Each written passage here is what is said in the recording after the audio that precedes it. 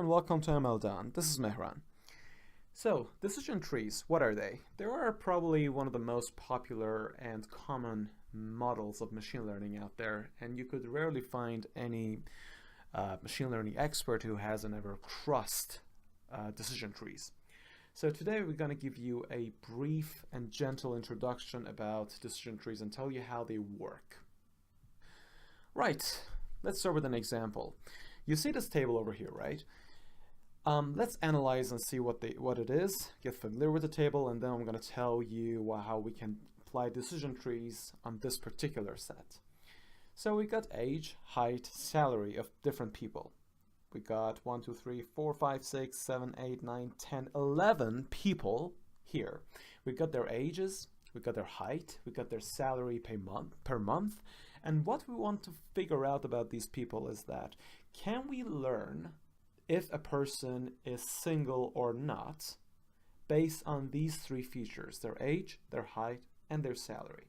And we've got these rows filled by actual people, and we've asked them whether they're single or not. So we're showing that by yes or no. And as you can see, the yellow rows are the ones that belong to people who are single, and the gray ones belong to people who are not single and they're in a relationship. Obviously, this is a very naive example. You could, I'm nearly sure that you can't find this in real world. But this is just for the sake of argument to teach you the basic principles of decision trees. Now, it is not easy to learn whether a person is in a relationship or not based on these three features. So decision trees, let's show them with DT.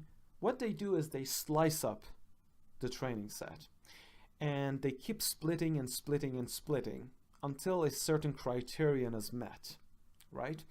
And basically, what decision trees do is they choose a particular attribute or a particular feature from the training set. Say, for example, they choose age, right? And they look at the values of this particular feature throughout the training set.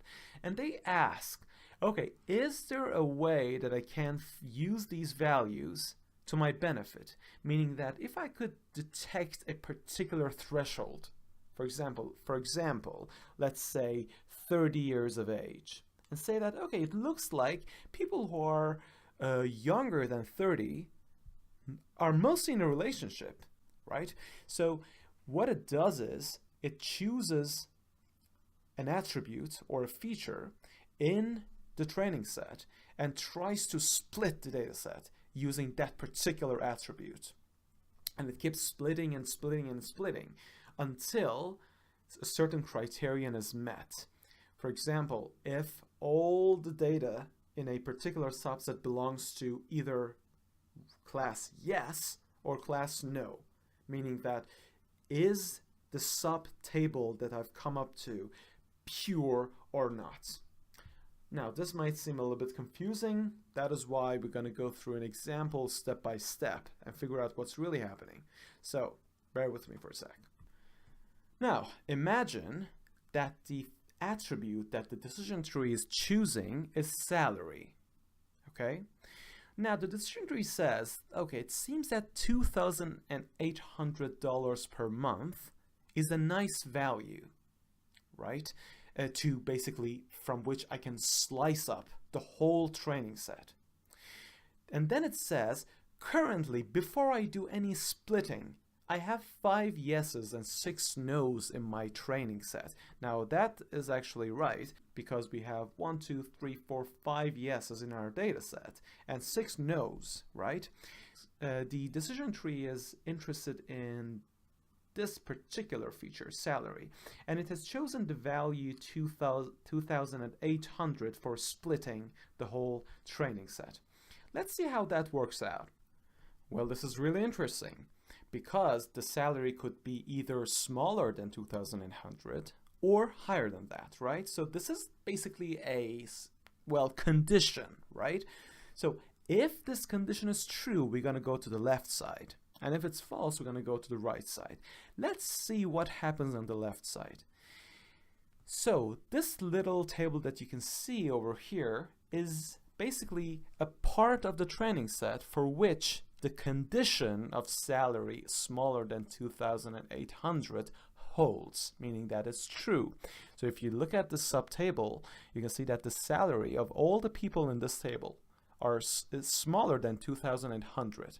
And if you notice, now instead of 5 yeses and 6 no's, which was the previous case, we have 4 yeses and 1 no.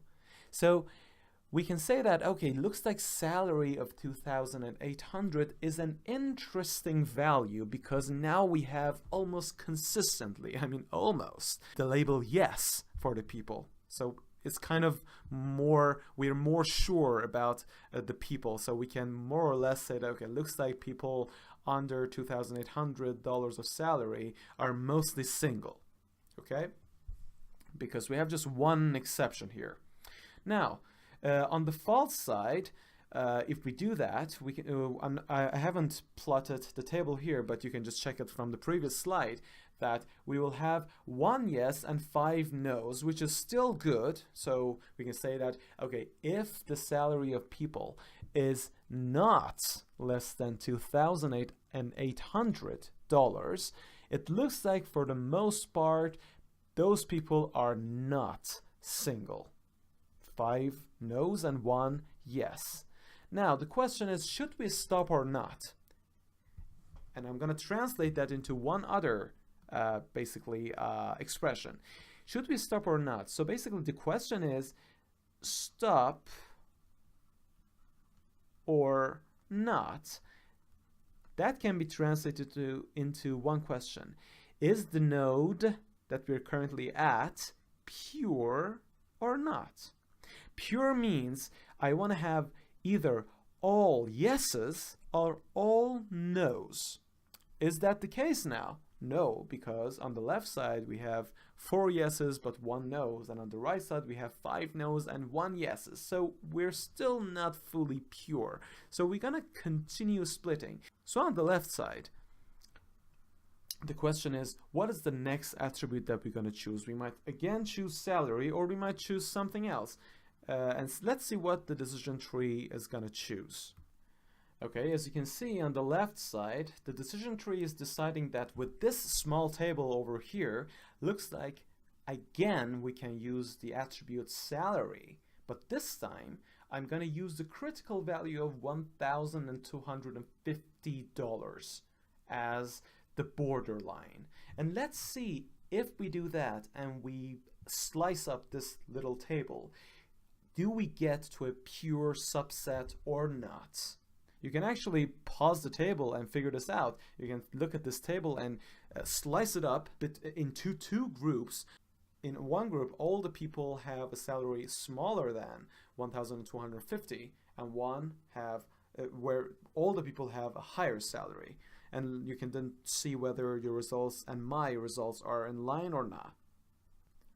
Right, here's the thing. Look, on the left side, where this condition holds, we get to only one row, one person. As you can see, this guy over here that had make our subset impure, we have basically extracted him out of this table by this particular value on our salary, 1,250. So that is the borderline. So if this condition holds, we get only one subtable over here, which is this little row, because that is the only person in our table over here who has a salary of less than $1,250.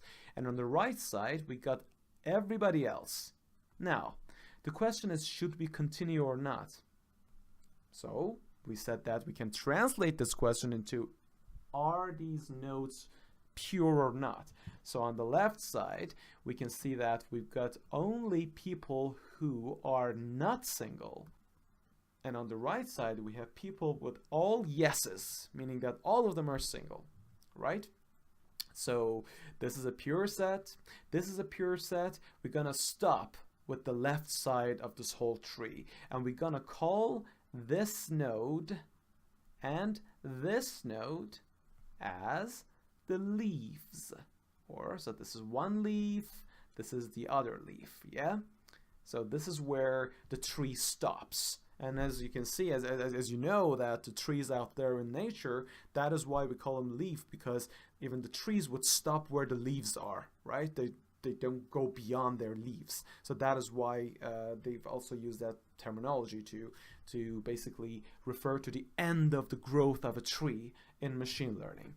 But I digress. So let's continue with the right side now, where the salary is not smaller than 2,100, and see what happens there. As you can see, if we do that, we're going to end up with a table, and I haven't drawn it over here. Well, but you can just refer to the original training set that we discussed in the earlier slide and investigate that. Do we really get with a subset that has only 1 yes and 5 no's or not? And then the decision tree will choose the height and the critical value of 169. And let's see what would happen if we use this condition. And do we get to the leaves of the tree, or do we have to keep splitting and splitting?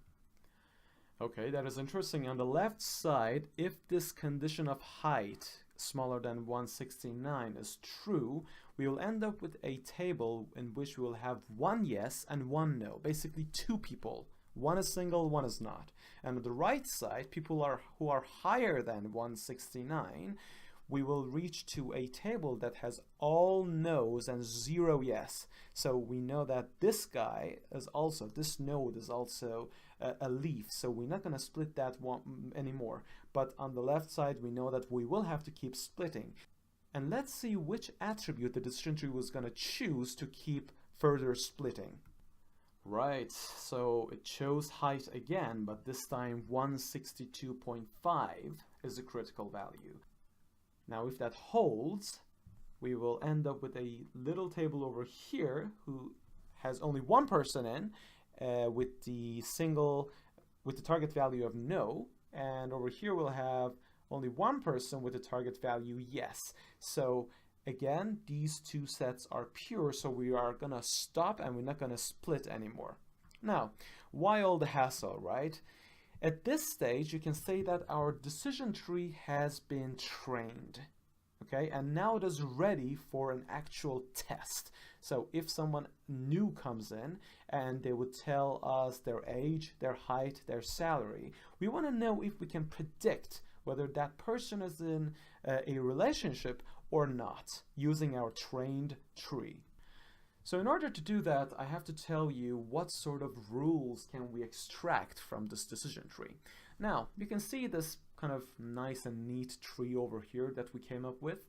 And down below, you can see the rule that we have extracted for the concept that we are trying to learn. What is the concept?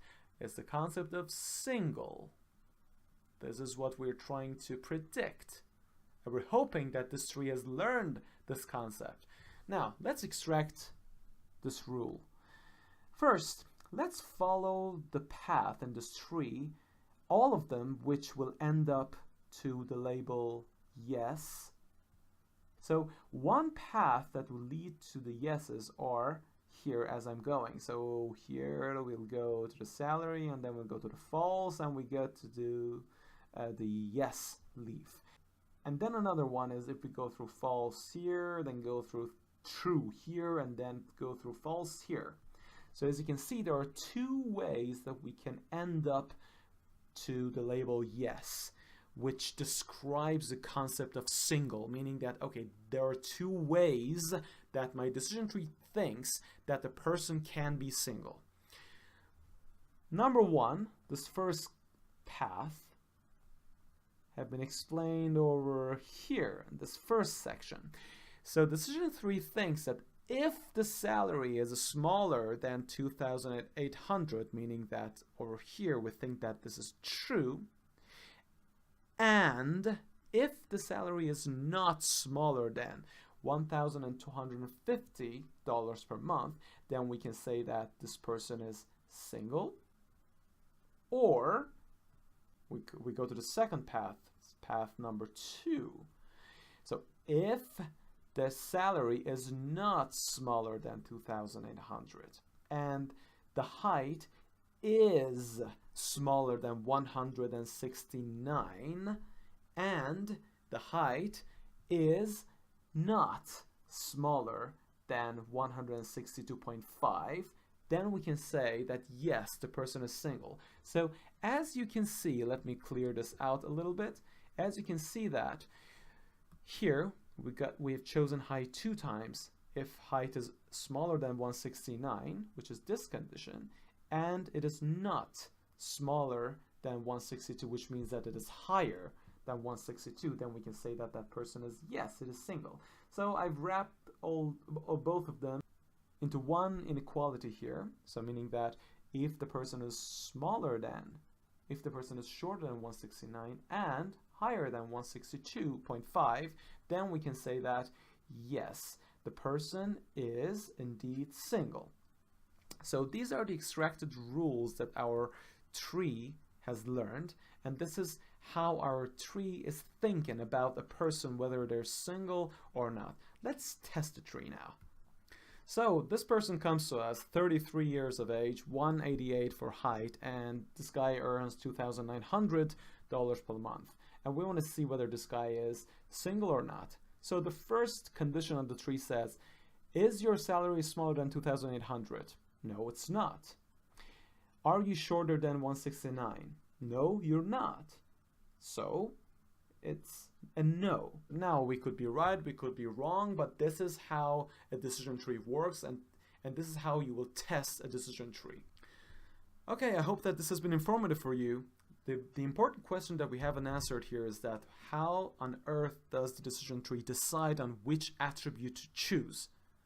And this is something related to this famous concept called entropy and information gain that we're going to cover later on. So I hope that this has been informative for you. You can follow us on our Twitter. You can join us on our Facebook. You can also subscribe to this channel so that you'll be notified whenever we post a new video. At the same time, if you want more information about this particular video, the link to the blog post is in the description to this video. So we do hope that this has been informative for you, and on behalf of MLDawn, please take care of yourselves and goodbye until our next lecture. Bye-bye.